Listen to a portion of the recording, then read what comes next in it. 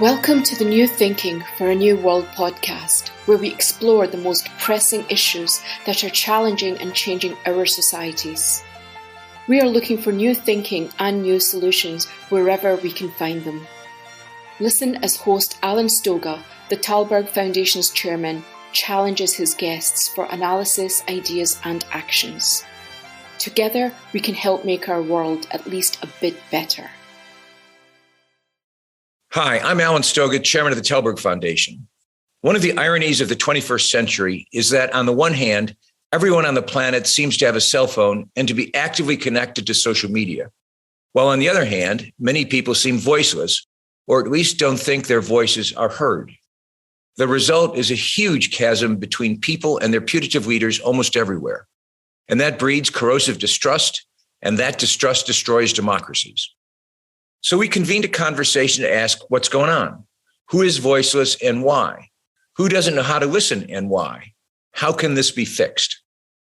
I invite you to listen to the conversation among Baiqu Gonkar, a Tibetan activist working at the intersection of technology, art, and social good, Pacho Hildebrand, a Colombian environmentalist working to sustain the Amazon, and Mike Niconchuk, an applied neuroscientist who works with conflict-affected populations, particularly in the Middle East. Diane Osgood, social impact strategist, moderated the discussion, which was hosted by Baiqu Revival and the Stavros Niarchos Foundation. How do we give voice to the voiceless is the topic we've been tasked to discuss. But we're going to start with a more fundamental question, which is who are the voiceless? And are there structural institutions, barriers that enable some of the voiceless to remain voiceless, or are there some that help elevate them? So we'll start off with you. Hello? Hello. Who are the voiceless? Who are the voiceless? Okay. I think actually, are there people who are voiceless? Don't think so. Arundhati Roy said that there are only people who are deliberately unheard or silenced, preferably unheard or deliberately silenced. I think, whether if it's like actually having a voice or, through art or protest, we can say they're the voiceless, but I think it's more who's not listening, who's in a position to listen and do something about it, and who's not listening. And I think by saying that there are the voiceless, we're kind of handing over that responsibility to the people who are actually not having the agency or the power or the access or the privilege to change their situation. We're saying, hey, you don't have a voice, like speak up. Yeah, I don't think that's really the right way to see it. So what is a way to see it? Let me tell you another story. So I grew up in Tibet, and I remember I knew what the Dalai Lama looked like, but I couldn't tell anyone I knew what he looked like. People would sometimes just randomly disappear, and they'd be like, yeah, he got taken away, and he'll be back, maybe. And I'm like, all right. And it was always never discuss politics or religion in public. Don't ever do it, ever since I was a kid. Didn't know why, and I was like, okay. Random inspectors would come into school, ask us first innocuous questions about, do you eat your vegetables? Do you study? And then it would be, do you go to temple to pray before an exam? Do your parents take you to temple? Didn't really understand what was going on, but I kind of knew. And then I moved to London and someone said, oh, so you want to free Tibet, right? And I said, free Tibet from where? I knew the symptoms of what was happening, but I didn't know the reason.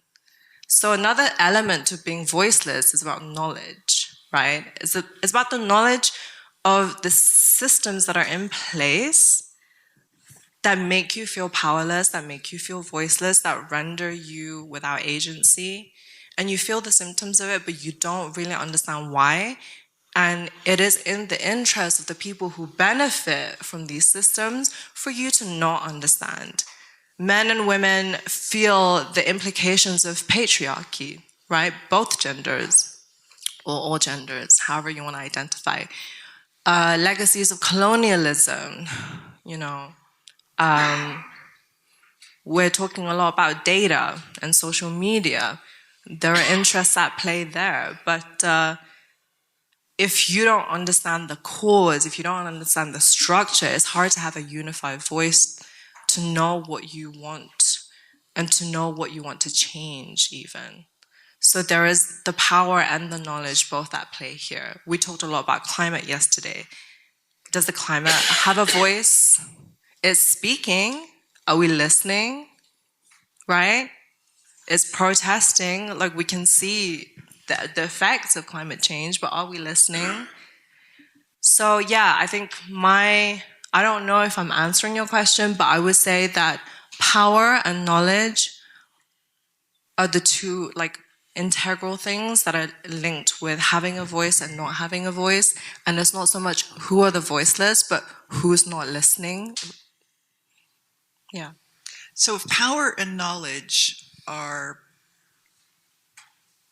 prerequisite, might be too strong of a word, but conditions which enable a voice to be let out, I won't say heard, but voiced, but given space,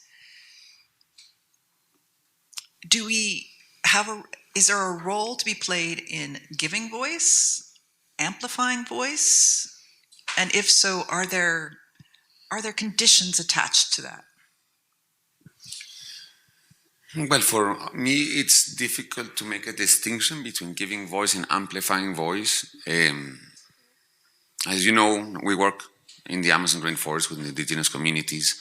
We saw my father yesterday. Our story starts in the 30s with my grandfather and my grandmother, who first started working with indigenous communities.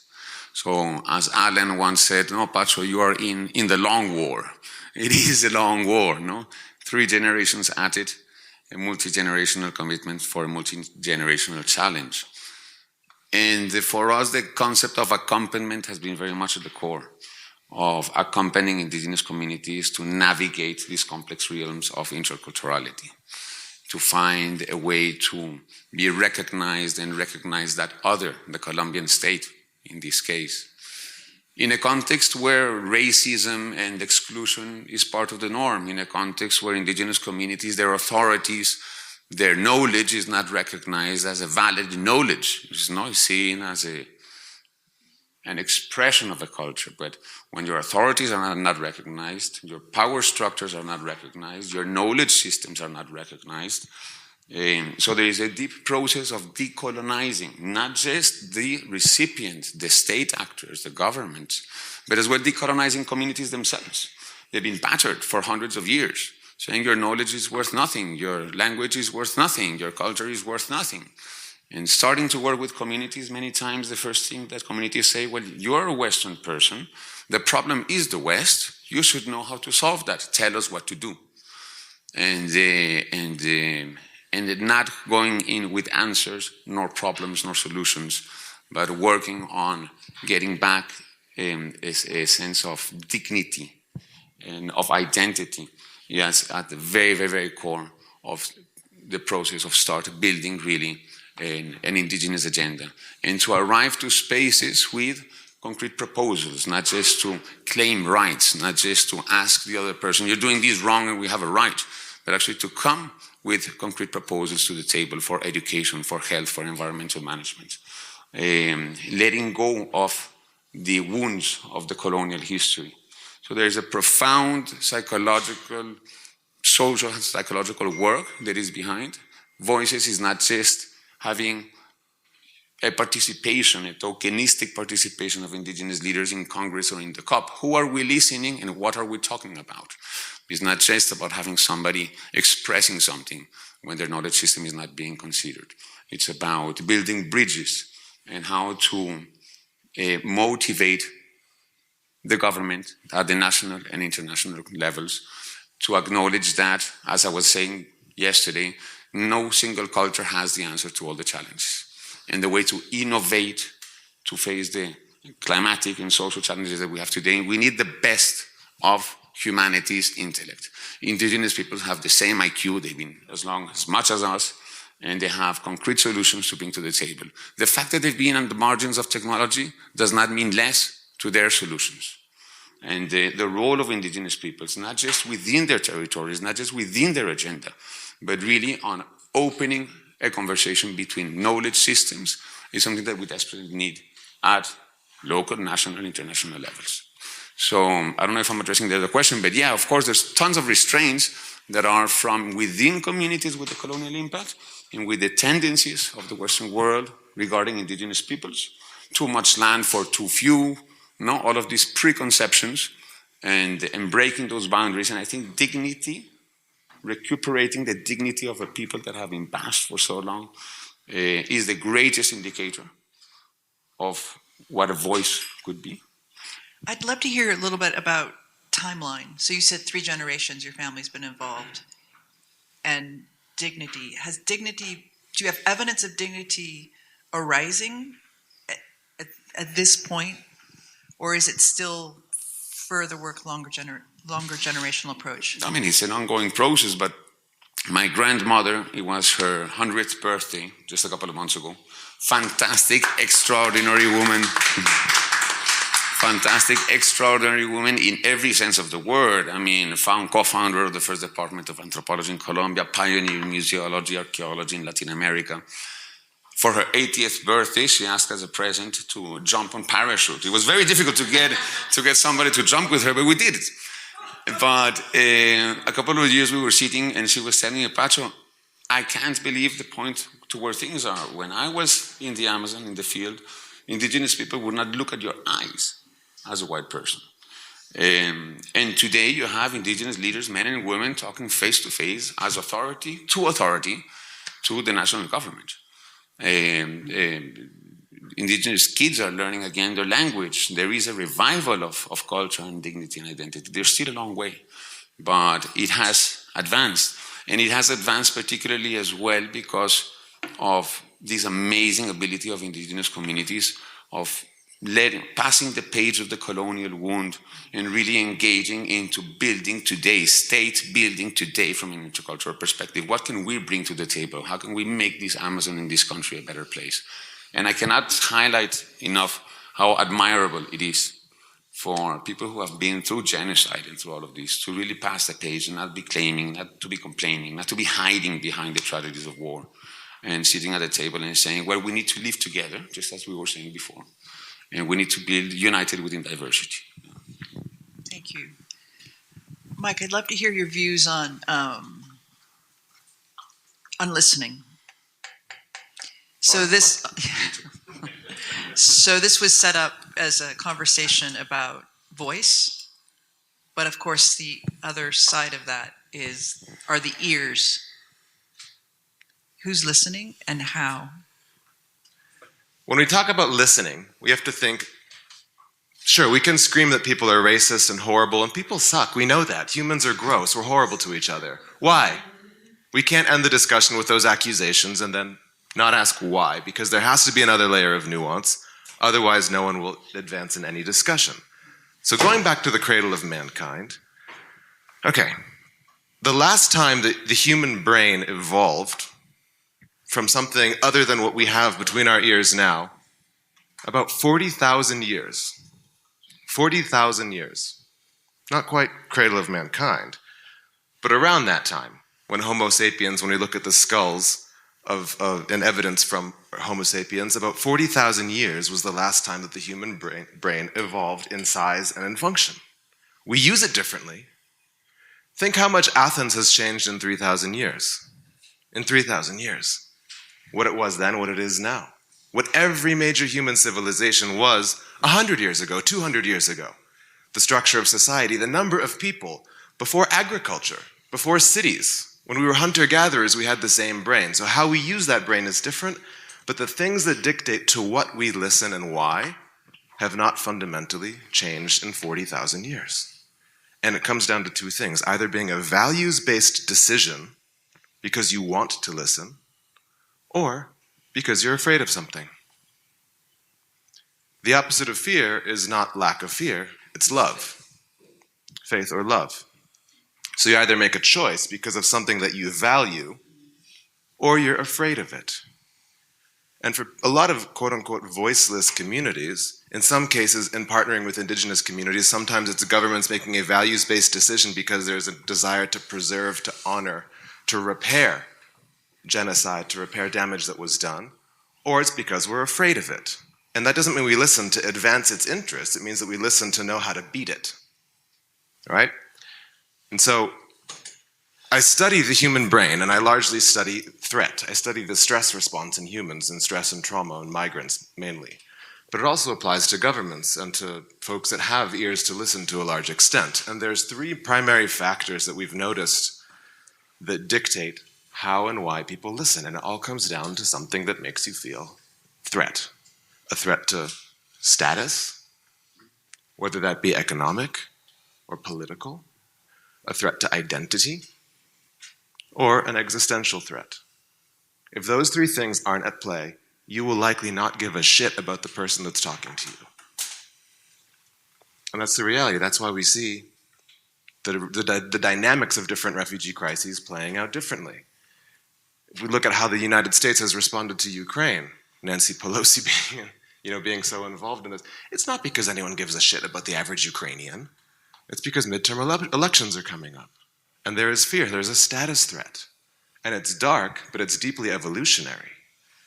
So I think if we're going to play the game of getting people to listen, we have to understand what threatens them, or to work towards building a more values-based system that has to be deliberate and that has to acknowledge the potentiality of a willing reduction of my own power in order to listen to someone else. And that's the game that we have to play, either values or tapping into fear. And how much of that is about wanting to hear only what supports my values? And how does that play out? So if I only want to hear if what you're saying is if I don't have direct economic interest, but I identify with one political perspective or one political perspective, then I don't want to hear another perspective because it challenges my identity. We're literally built that way. We're actually built in our biology for confirmation bias because it helps keep us safe. And it requires actually, what's interesting is, and I think that especially political elites and decision makers, the reason why elite political rhetoric matters is because they're some of the people who have the greatest influence over the emotional response of the population, turning up or turning down that dial.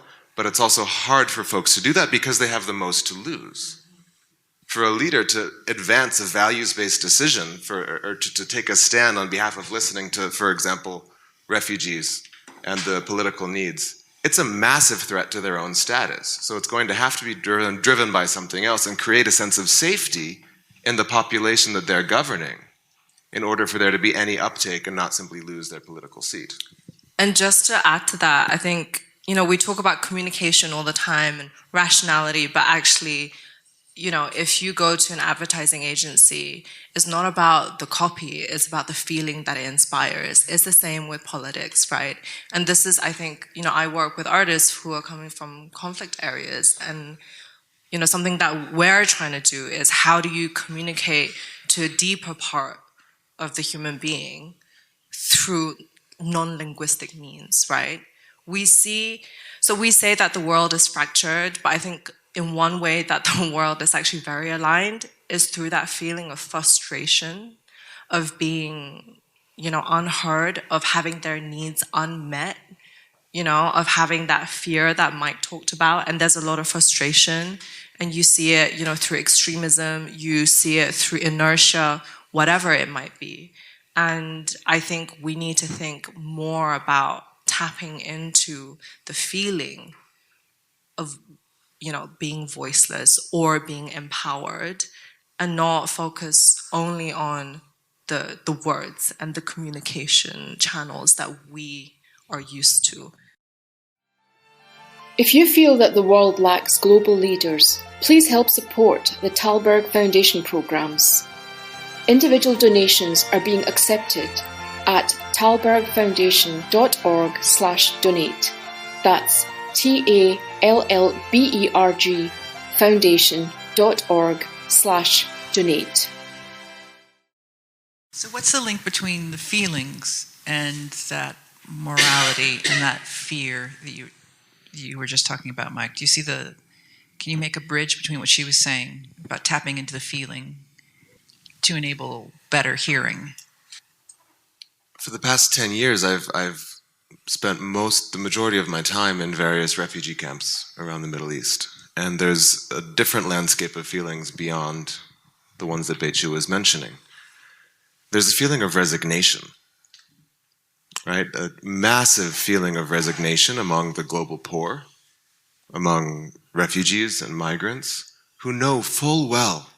I mean, just about a few months ago, and let's keep being inflammatory about Poland because here we are now. And it's incredibly nuanced. But there was a young man him and his brother went from Jordan, and Jordan is a country that has hosted throughout its history refugees, but at the same time is a very poor country that has been dealt with a heavy economic blow from COVID, so can't keep sustaining this open arms response and international support.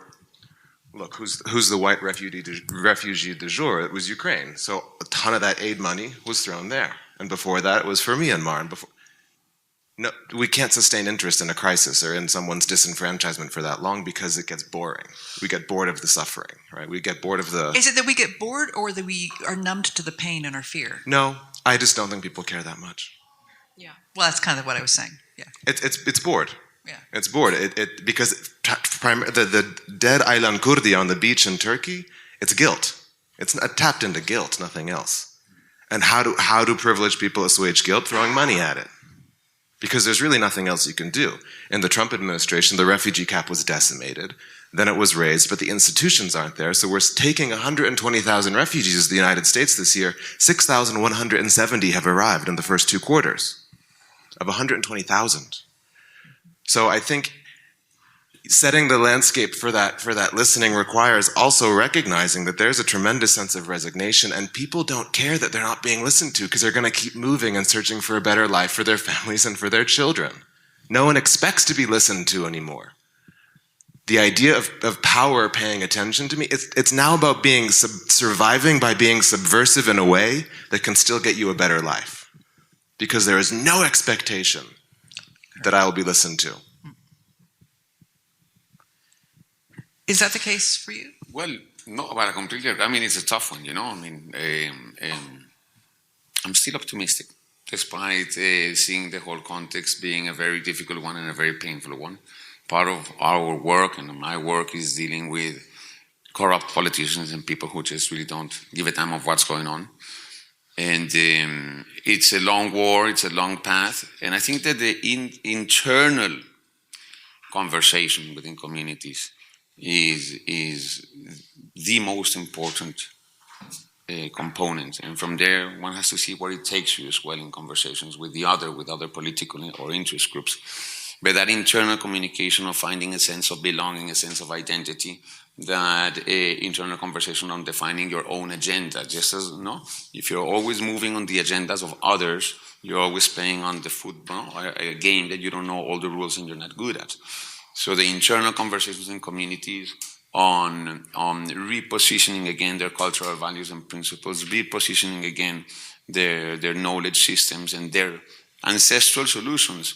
A lot of the work that we do in the Amazon is to accompany communities, younger generations that work with elders, men and women, to research ancestral solutions for critical problems of environmental management or education, decoding traditional knowledge to recode it to address 21st century issues. And that empowerment at the local level and that reconstruction of social and cultural cohesion is the first and major and biggest step on improving a quality of life independently of the economic situation, So I agree with what you're saying, getting the attention of those external factors or elements is super tricky, and you have to play a lot with behavior change and finding transactional motivations, emotional motivations, pragmatic motivation. That's part of the political negotiation process. But as long as you have a solid base and you have an internal communication, and I don't know how it works with refugees, but I imagine it's the same. In refugee camps, I have a very good friend that has set up an amazing program in different parts of the world it's called the Great Oven.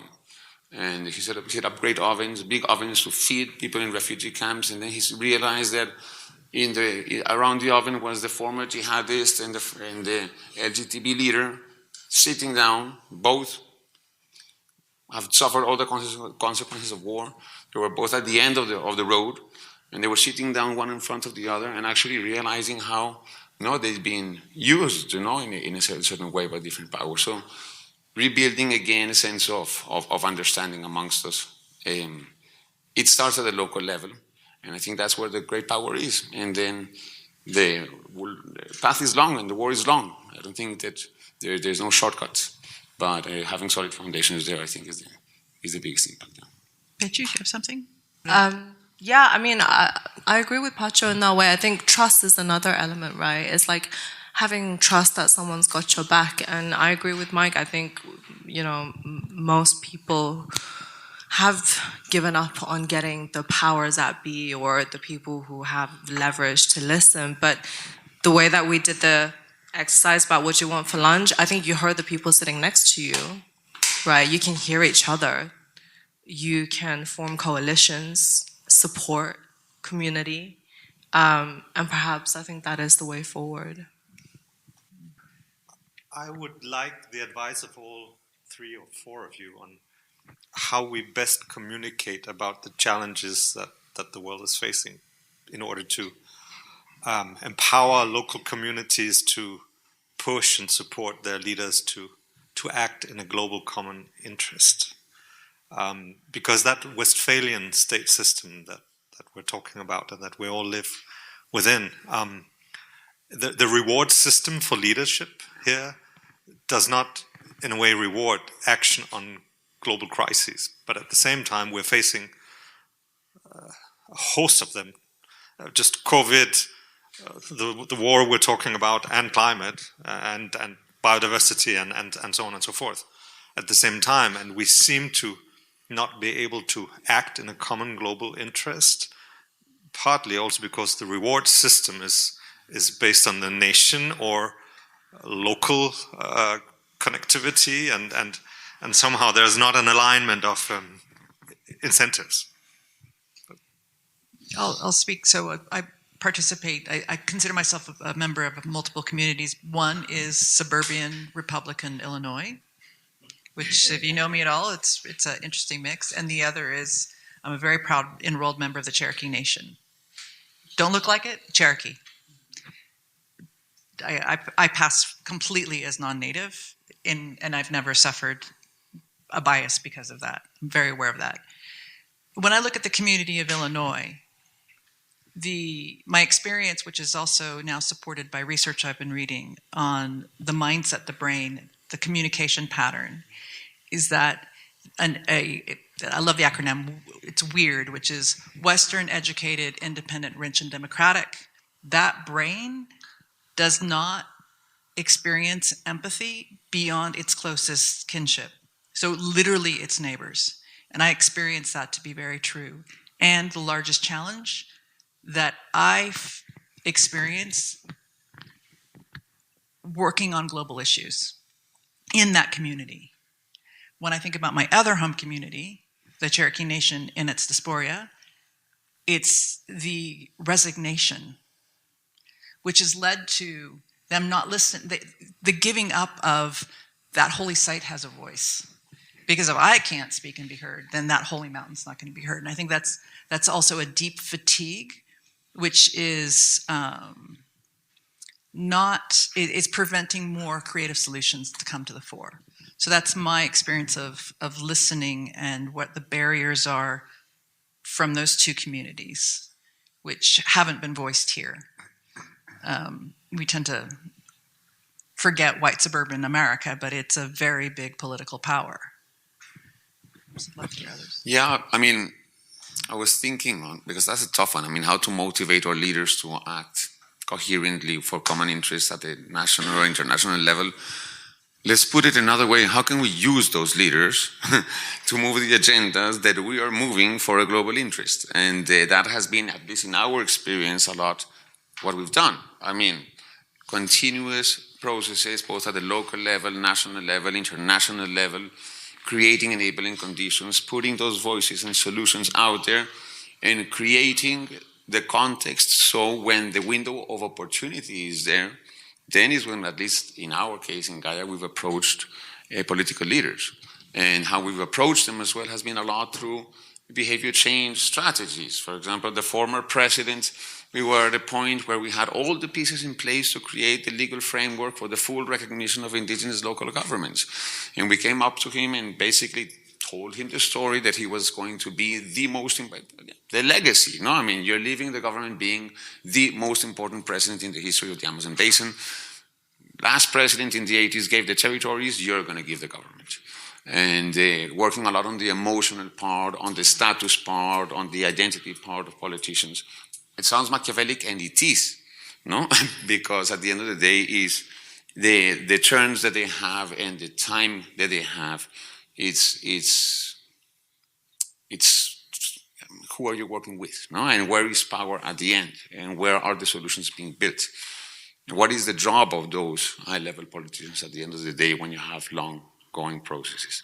So how to motivate them when you need them, and the hard work is on putting solutions out there that can actually make a mark and a dent and be implemented. I don't know, that's my point. Baiqu, do you have a response, or Mike?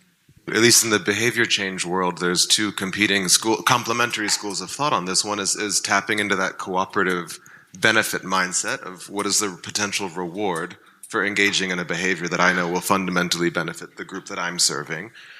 I mean, there's the tapping into the reward side, which I think is just a strategy that all of us have used. So there's the gain argument. One of my favorite experiments in social psychology has used virtual reality goggles, the Oculus things. And it was to promote savings behaviors, financial savings, because folks that have lower incomes are money in, money out. So how do you create a culture of savings? And the best way that they found to do it was to actually put people in a VR scenario where they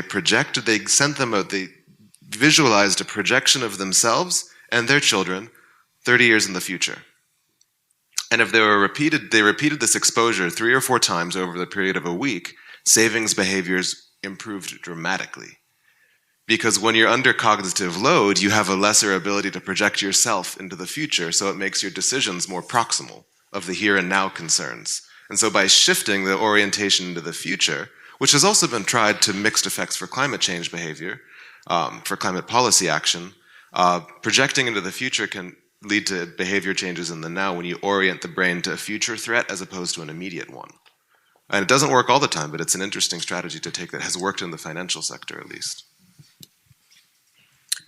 I would talk about stripping back complexities. I think this is something that is quite challenging. I mean, you talked about cognitive load and making decisions. I think when things are presented with too much complexity, whilst you're trying to, pay your rent, whilst you're trying to take care of your kids, I think this is where the choices become difficult. Through technology or through the arts or through other methods, if you can try and strip back the complexity of the big issues that we're tackling, I think that could, potentially be a motivating force, right? All the TV shows and movies like Independence Day with the aliens or like The Walking Dead with the zombies, right? If we're all sitting in this room, everyone has their work, their title, their experience, whatever. But if there was a bunch of zombies trying to eat us right now, how do we reorganize ourselves, right? What are the complexities of our own identities that have been stripped away? And, how do we reorganize and unite against this, one particular challenge?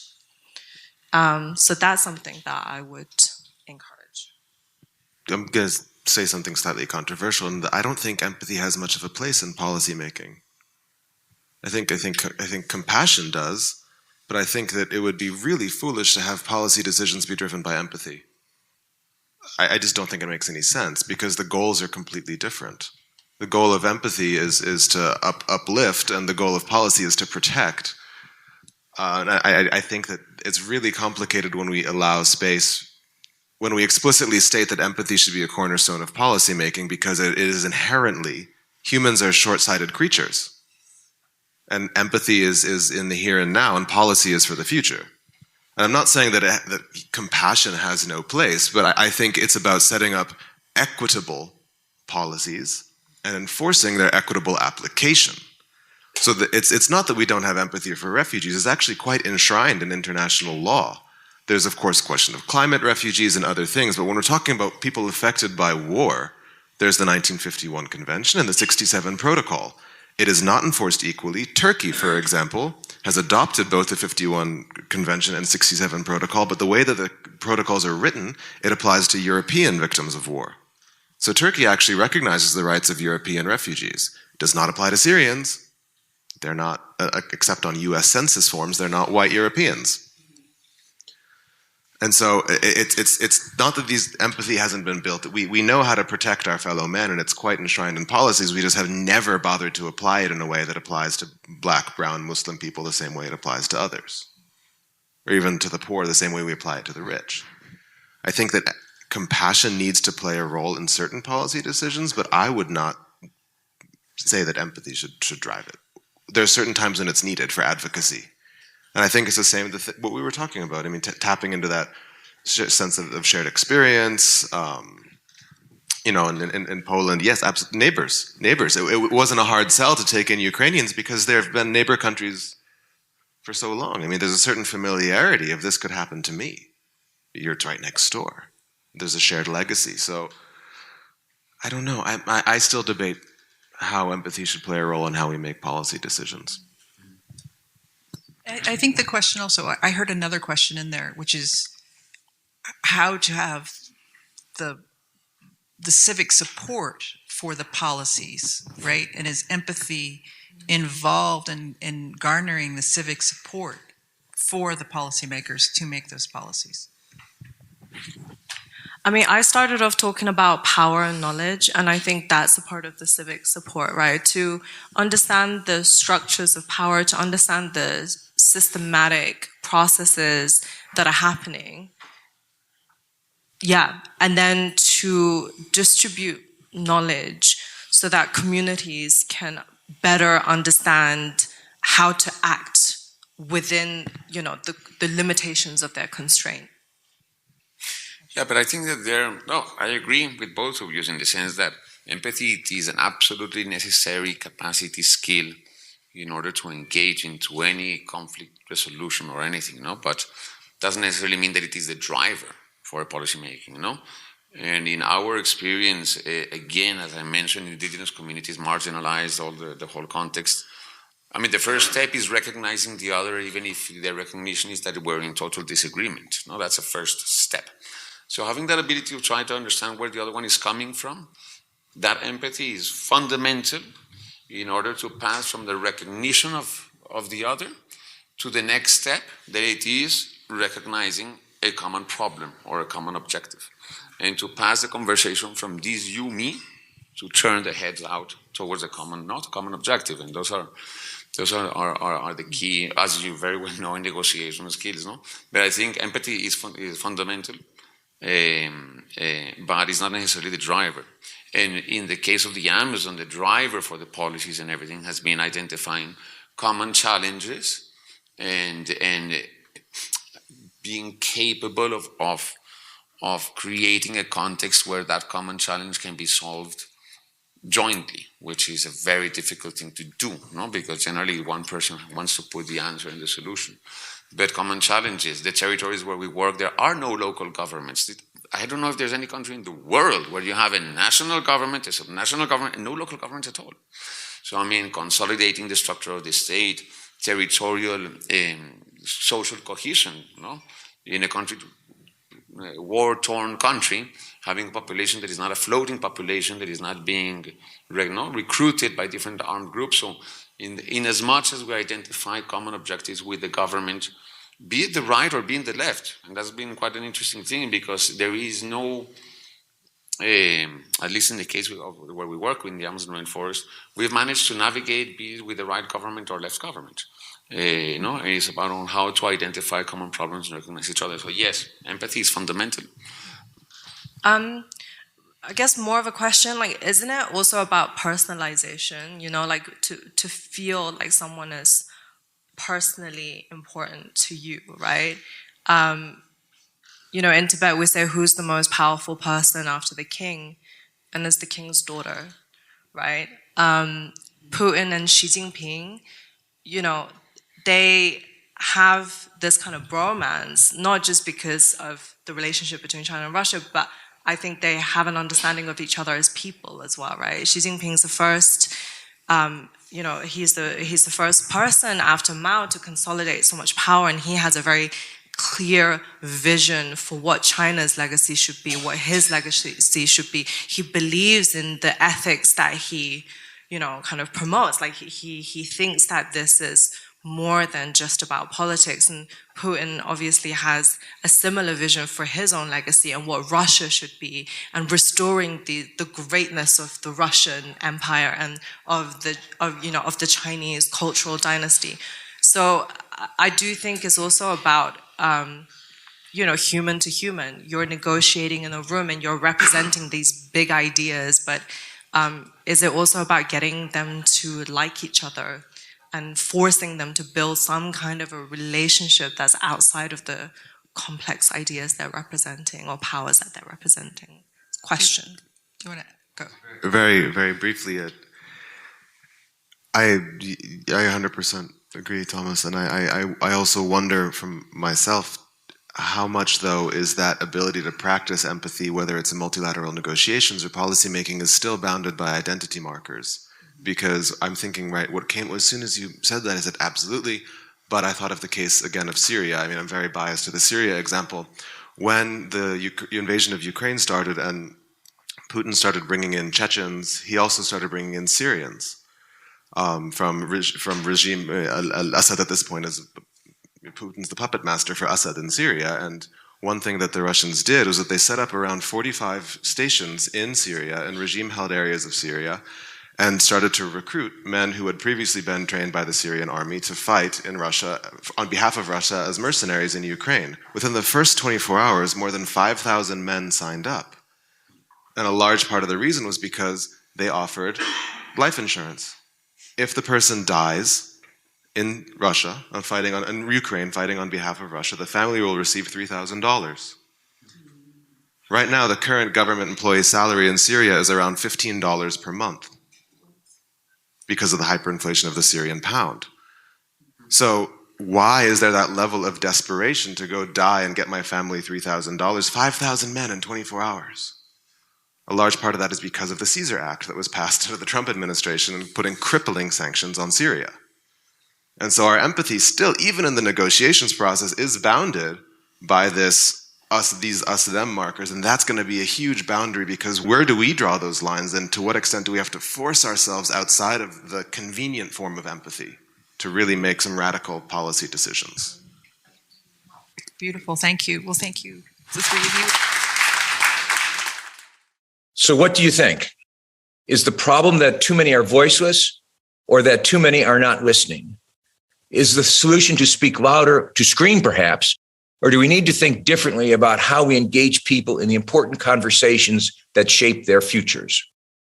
Thanks for joining us, and please subscribe to New Thinking for a New World on your favorite podcast platform.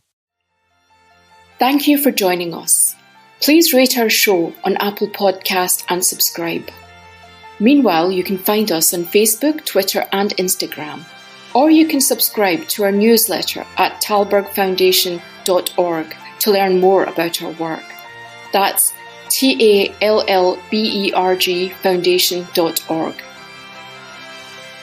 Thank you, and we'll be back again next week for another episode of Talberg's New Thinking for a New World. This podcast was brought to you through the generous support of SNF, the Stavros Niarchos Foundation.